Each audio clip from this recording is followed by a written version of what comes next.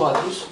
Donc je m'appelle Théo Marquis et je vais vous présenter un chapitre, rapidement le chapitre qui complète assez bien l'approche de Thomas, parce que Thomas nous présente une intervention, moi je vais vous présenter les mécanismes, pourquoi ces interventions sont efficaces, qu'est-ce qui se passe, pourquoi on a effectivement une réduction du partage de la désinformation. Donc ce chapitre qui s'appelle « Lutter contre la désinformation politique » comprend les mécanismes de partage. Voilà, donc je ne vais pas réinsister sur ce problème-là, Thomas je pense l'a bien présenté. Donc c'est un problème la désinformation parce que ça peut provoquer justement des risques par exemple sanitaires au moment du Covid, ça peut provoquer des crimes de haine aussi, etc. Ça peut influencer à la marge les opinions et les votes. Et donc les plateformes cherchent des solutions justement qui sont simples à mettre en place et efficaces. Donc ce qu'on a fait, la question auquel vous voulez répondre, c'était justement quelles sont ces interventions de court terme qui peuvent permettre une réduction du partage de la fausse information. Donc on a testé plusieurs interventions de court terme, les principales, ça va être un rappel, qui est un nudge, donc qui est quelque chose qui présente une information mais qui ne change pas la décision de choix. Enfin la décision. Donc ça sera juste cette phrase avant la décision de partage qui dit attention, faites attention avant de partager, il y a beaucoup de fausses informations qui circulent, ou un service de fact-checking. Donc proposer aux personnes avant de partager, il y a des fact-checking qui ont été faits sur ces contenus-là, est-ce que vous voulez les voir ou non. Donc pour répondre à cette question, on a fait une expérimentation en 2 vagues. Donc à chaque fois pendant les campagnes électorales aux États-Unis, demi-mandat en 2022 et présidentielle en 2024. Donc voilà, on avait pas mal d'utilisateurs au total sur ces 2 vagues. Et donc chaque personne on présentait à chaque personne 4 contenus politiques. Donc je vais juste vous les présenter rapidement comment ils se distribuent après. On appliquait le traitement et ensuite les personnes prenaient la décision, oui ou non, de partager ce contenu sur Twitter ou sur X en fonction de si c'était la première ou la seconde vague. Donc ces posts politiques étaient catégorisés en 4 catégories, donc les 2 catégories vraies ou fausses et des sous-catégories qui favorisaient soit les républicains, soit les démocrates. Donc on avait des contenus qui favorisaient les républicains mais qui étaient faux, des contenus qui favorisaient les républicains mais qui étaient vrais, et la même chose pour les démocrates. Et là juste c'est pour vous montrer l'hétérogénéité dans la décision de partage et la différence entre les 2 vagues. Parce que la première vague en fait on avait vraiment un seul tweet par catégorie. C'est pour ça qu'on a ces partages là qui prennent qu'une valeur, et pour la deuxième vague justement on avait beaucoup plus d'hétérogénéité et donc on a des taux de partage assez différents mais que je vérifie oui, par exemple pour les contenus démocrates mais qui favorisaient les démocrates mais qui étaient vrais, c'est ceux qui ont le plus fort taux de partage par exemple. Donc vraiment pour présenter les résultats bruts, donc vraiment, est-ce que ces interventions sont efficaces ou non? Alors dans la première vague, on avait plusieurs traitements, c'est pour ça aussi que vous avez, dont j'en ai pas parlé, mais un clic de confirmation, comme on a pu le voir sur Twitter il y a quelques années, où lorsque vous alliez partager un tweet qui contenait un article, on vous demandait est-ce que vous l'avez lu, est-ce que vous ne voulez pas le lire avant de partager, donc il fallait confirmer la décision de partage. Et un autre traitement qui vous demandait d'évaluer les posts en 2 dimensions, donc en termes de véracité, en termes d'alignement partisan. On va se concentrer sur ce graphique-là, qui nous montre l'efficacité des deux interventions auxquelles je parlais, donc le nudge, qui était attention, il y a beaucoup des informations qui circulent sur les réseaux sociaux, ou offrir un service de fact-checking disant ces posts-là ont été fact-checkés, est-ce que vous voulez voir ou non le fact-checking, et donc après, s'ils décident de voir, leur montrer.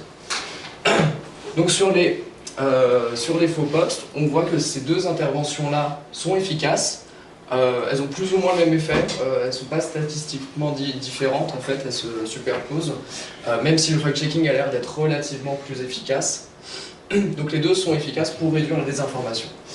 Mais si une intervention réduit aussi le partage de vraies informations, elle ne sera pas mise en place par les plateformes, parce que si le partage global est trop affecté, ben ça va réduire les revenus de ces plateformes-là. Donc il faut aussi s'intéresser à ce qui se passe sur le partage de vraies informations. Et on voit que le fact-checking, lui, réduit aussi le partage de vraies informations, donc, ce qui est dommage, et peut-être ce qui explique aussi pourquoi les plateformes veulent moins le mettre en place, alors que le nudge, au moins, n'affecte pas le partage de vraies informations. Donc ça, c'est juste les résultats, est-ce que ça marche ou est-ce que ça marche pas. Donc les deux ont l'air efficaces pour réduire le faux, mais une a l'air d'être meilleure pour le partage global, ne pas affecter le partage global. Donc voilà, comme je le disais, l'alerte sur la désinformation, donc le nudge, ça a l'air d'être le meilleur compromis. Il y a moins de désinformation et pas d'effet sur le contenu fiable. Le fact-checking va freiner l'engagement global. Et voilà. Et du coup, maintenant, pourquoi ça marche? Pourquoi on a ces effets? Quels sont les mécanismes derrière? Alors, on identifie 3 mécanismes. Donc, le premier, c'est la mise à jour des croyances. Donc, par exemple, vous pensez qu'un contenu faux est vrai, je vous propose du fact-checking, je vous montre que c'est faux. Donc maintenant, au lieu de penser qu'il est vrai à 80%, vous allez penser qu'il est vrai à 40%, etc. Et donc c'est cet ajustement de vos croyances qui va changer si vous allez partager ou non. Le deuxième, c'est la salience, qui va changer le poids relatif que vous mettez sur les différentes motivations à partager. Donc on en identifie principalement 2. Donc soit une motivation de réputation, vous voulez paraître comme étant informé, ou être perçu comme étant informé par les gens qui vous suivent. Et la deuxième, c'est vous voulez soit faire changer d'opinion vos followers, ou les personnes qui vous suivent, ou signaler votre appartenance politique. Donc je veux partager du contenu démocrate parce que je suis démocrate, ou inversement avec républicain. Et le troisième mécanisme qui explique cet effet de ces interventions, c'est le coût mental supplémentaire. Donc, par exemple, avec le fact-checking, on a de l'information en plus à justement traiter. Donc dire, ah bah ce contenu a été fact-checké, ce contenu non, et une fois que vous décidez de voir le fact-checking, on va dire, ah ok, est-ce que je crois ou non à ce fact-checking? Et ça peut réduire le partage global. Donc ce que je vous montrais sur ce graphique-là, ces effets-là, on va les décomposer en fonction de ces 3 différents canaux. Donc la salience, la mise à jour des croyances et le coût d'engagement. Donc la mise à jour des croyances, ce qu'on pourrait penser est le principal mécanisme. Je pensais du contenu faux, je pensais du contenu vrai, maintenant je pense faux, donc je partage moins. On voit que sur l'effet total, la part due à la mise à jour des croyances est finalement relativement faible. Et que pour le fact-checking, la plupart de cet effet-là vient en fait du coût d'engagement supplémentaire, parce que c'est plus coûteux vu qu'il y a du fact-checking et de l'information supplémentaire. On va juste partager moins.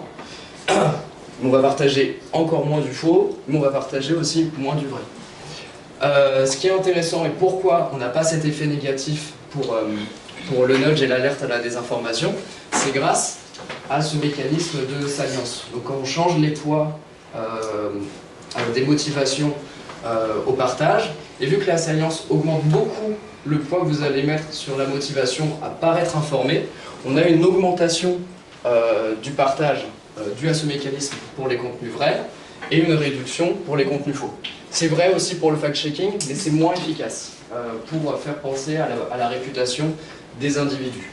Et ça a du sens, hein, c'est parce que notre nudge, tout simplement, ils disent faites attention au contenu que vous republiez, il y a beaucoup de désinformation, donc ça va faire penser aux individus à leur réputation.